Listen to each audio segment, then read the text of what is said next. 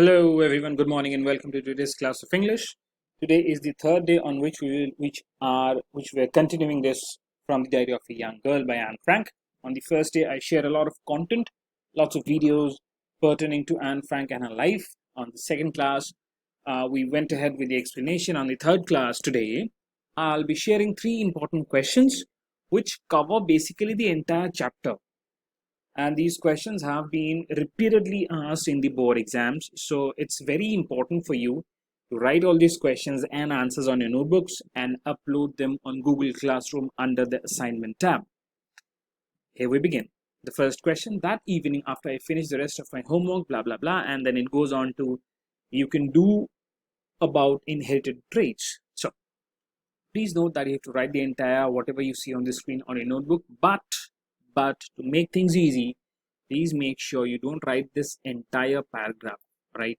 What you do is you write that evening, then dot dot dot, three dots only, and then you write inherited traits. That will be enough to be noted down on your notebook. Then you will write the question: what is the main feature of an essay according to Anne? It's clearly written over here. And feel that if you write an essay, the most important feature is to come up with a convincing argument, which is to come up, if you're writing about something, you want to make a point, it's very important to make sure that your point is convincing.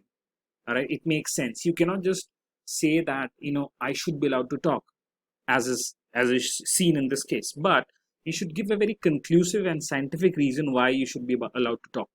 All right, and this is what Anne did.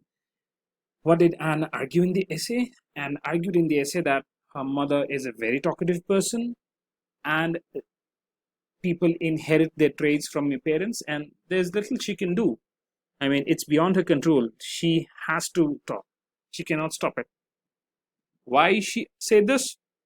Because by saying this, she's being very scientific. She's putting it in such a way that the blame is not on her but her mother.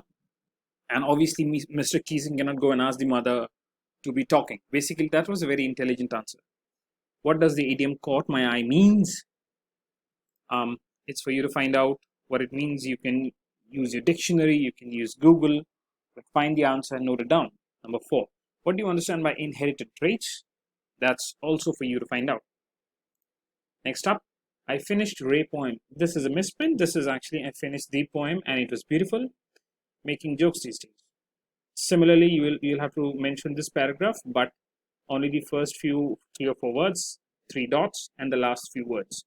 Why did the father duck kill the baby ducklings? If you read this paragraph, you will see because the baby ducklings quacked too much. What happened when Mr. Keesing read the essay?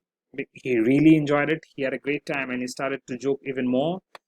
Find out the word from the passage which means given. That's for you to find out. On the contrary means ... It's for you to find out. It's mentioned over here.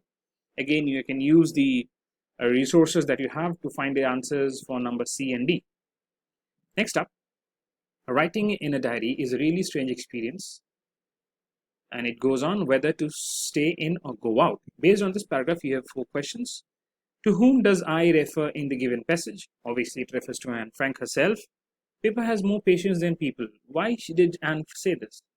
I mean, we discussed on this part because it's very obvious. Paper would not run away. People would not say that I'm hungry or I have to go to the loo.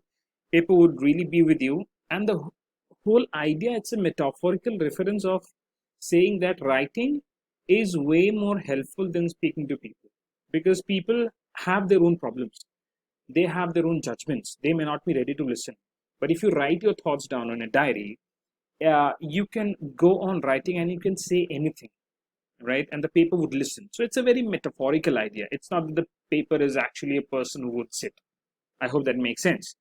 Find a word in the passage that means deep thought. To find out, it's very clearly written.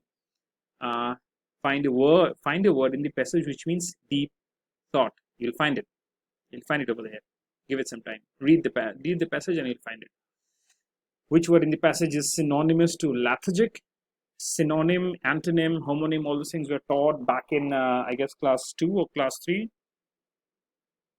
If you don't remember, find out what a synonym is, and herein you will find the synonym of lethargic. In case you don't know the meaning of lethargic, again you have to find it yourself.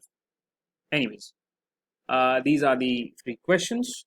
You have to write all the questions down with the paragraph, take pictures of them in the PDF format, and upload them on Google Classroom. You have 2 days time. Today is the 9th of June, 10th and 11th. By the evening of 11th of June, all your submissions should come up on Google Classroom.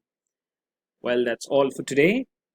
You can pause the video at certain points of time, and that will do.